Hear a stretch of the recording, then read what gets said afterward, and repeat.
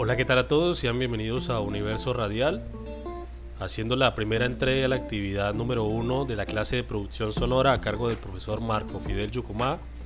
Y en esta entrega hacemos una pequeña reseña histórica sobre la historia de la radio, que comenzó en 1887 cuando el físico alemán Heinrich Hertz detectó radiación electromagnética, predicha 24 años antes por James Clerk Maxwell, a partir de cargas eléctricas poderosas. Pero el desarrollo de la radio se debió a otros hombres. Entre estos investigadores podemos citar a Oliver Lodge, quien en 1894 transmitió y recibió ondas para representar los puntos y rayas del código Morse, que ya se utilizaba ampliamente en telegrafía alámbrica. La transmisión de mensajes hablados a través del espacio era algo inimaginado, aunque el teléfono ya permitía hablar a través de conductores eléctricos. Así que la primitiva radio recibió el nombre de telegrafía inalámbrica. En forma paralela, en 1895 el profesor ruso Alexander Popov mejoró el sistema de recepción de ondas electromagnéticas y sentó las bases de las modernas antenas. El italiano Guillermo Marconi, basado en estos trabajos y en los de Nikola Tesla, desarrolló comercialmente el invento. Al principio Marconi podía transmitir código Morse solamente un par de millas, pero en 1901 construyó un transmisor suficientemente potente para enviar mensajes a través del océano Atlántico. Este aparato incluso más rápido que el telégrafo. Y, lo mejor de todo, no precisaba costosos alambres ni complicados tendidos de cables. La radio se convirtió en una nueva forma de enviar códigos Morse, y Marconi creó una exitosa compañía que hacía exactamente eso. Una de las industrias que más se benefició con el trabajo de Marconi fue la marina mercante, que contaba con la radio como el elemento de comunicación más importante. En el desarrollo y evolución de la radio, la transmisión por radio del código Morse era ciertamente útil, incluso salvaba vidas, pero otros comenzaron a preguntarse si se podría ser utilizada para transmitir otros sonidos, tales como la voz. Para esto último hubo que esperar la introducción de la válvula de radio y el desarrollo de los osciladores, fruto de los trabajos de Ambrose Fleming y Lee De Forest. Finalmente, en la víspera de Navidad de 1906, Reginald Philipson transmitió el primer programa con música y locución. A pesar de que muchos inventores medían la radio como sustituto del telégrafo o el teléfono, que transmite la información de un punto a otro, existía un problema. Cualquier persona con un receptor de radio podría escuchar los mensajes. Muy pronto, esta falta de privacidad de la radio fue convertida en una ventaja. Wengis House, una compañía que fabricaba receptores de radio, decidió establecer su propia estación en Pittsburgh, Pensilvania, y el 2 de noviembre de 1920 la estación KDKA llevó a cabo la primera transmisión pública. La enorme y creciente popularidad de estas transmisiones de radio motivó que los inventores buscaran maneras de diseñar mejores receptores. Al sistema de radio conocido como AM, amplitud modulada, también se agregó más tarde la FM, frecuencia modulada, con mayor calidad de sonido y sin perturbaciones por descargas atmosféricas. Llevando un poquito el contexto hacia lo colombiano, hacia Colombia, el 12 de abril de 1923, el presidente Pedronel Ospina mandaba un mensaje a Guillermo Marconi con motivo de la inauguración del telégrafo inalámbrico en Colombia.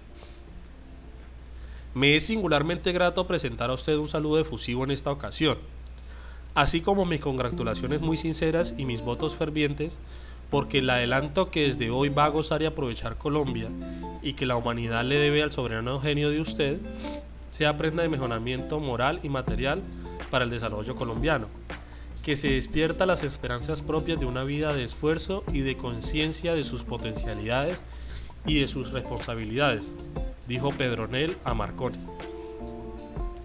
El 8 de diciembre de 1929 nace La Voz de Barranquilla. La primera emisora colombiana inicia sus transmisiones al público en general. Su organización o su organizador fue Elías Pelet Buitrago, un experimentado radioaficionado.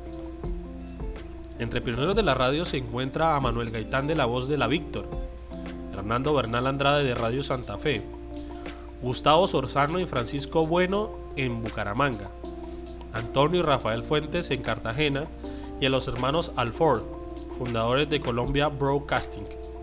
luego emisora Nueva Granada y por hoy RCN. En los años 40 surgen los primeros locutores profesionales, Fernando y Carlos Gutiérrez Riaños, Aramis, Tocayo Ceballos, Juan Francisco Reyes, Carlos Arturo Rueda, entre otros.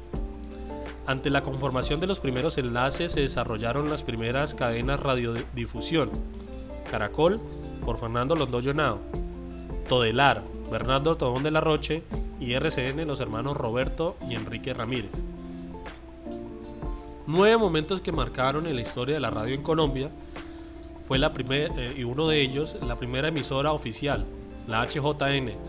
Pues la HJN se había creado el jueves 5 de septiembre durante el mandato del presidente Miguel Abadía Méndez.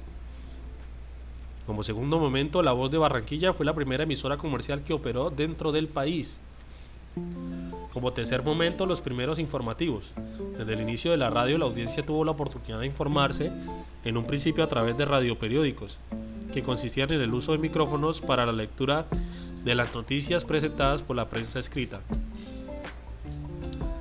Como cuarto momento, la muerte de Gardel. El 23 de junio de ese año, pasadas las 11 de la noche, inició en La Voz de la Víctor, emisora creada por Manuel Gaitán en Bogotá, la transmisión de que sería el último concierto en vivo. Altoparlantes amplificaban el sonido mientras la gente se agolpaba en las calles aledañas para escuchar el zorzal criollo. La última canción que interpretó fue Tomo y Obligo de Gardel. La Radio Nacional de Colombia fue el 1 de febrero de 1940, bajo el gobierno de Eduardo Santos. La Radio Nacional de Colombia se puso en marcha como la primera emisora. El Bogotazo y la radio. Tras el asesinato de Jorge Eliezer Gaitán, la radio calentó los ánimos, construyó un temperamento colectivo de expectativa, angustia, efervescencia y terror. La Radio Nacional fue ocupada por estudiantes intelectuales que llamaban a la revolución. Como séptimo momento tenemos la Vuelta a Colombia. Pues la Vuelta a Colombia empezó a transmitirse desde 1955. Desde sus inicios radiales, la Vuelta no solo fue una competencia entre ciclistas, sino entre cadenas. Caracol con el campeón Carlos Arturo Rueda y RCN con Alberto Piedradita Pacheco se disputaron a las audiencias a punta del arte de la locución, de comunicar movimiento y de saber narrar el paisaje. Como octavo momento llegó la llegada de la FM, aunque a Colombia llegaban equipos de frecuencia modulada desde los tardíos 40. Verdaderamente el día de la FM se abre como la banda distinta con la creación en 1973. Y como por último y más importante momento en Colombia, y tanto en la radio como en la educación, se dio a conocer el bachillerato por radio.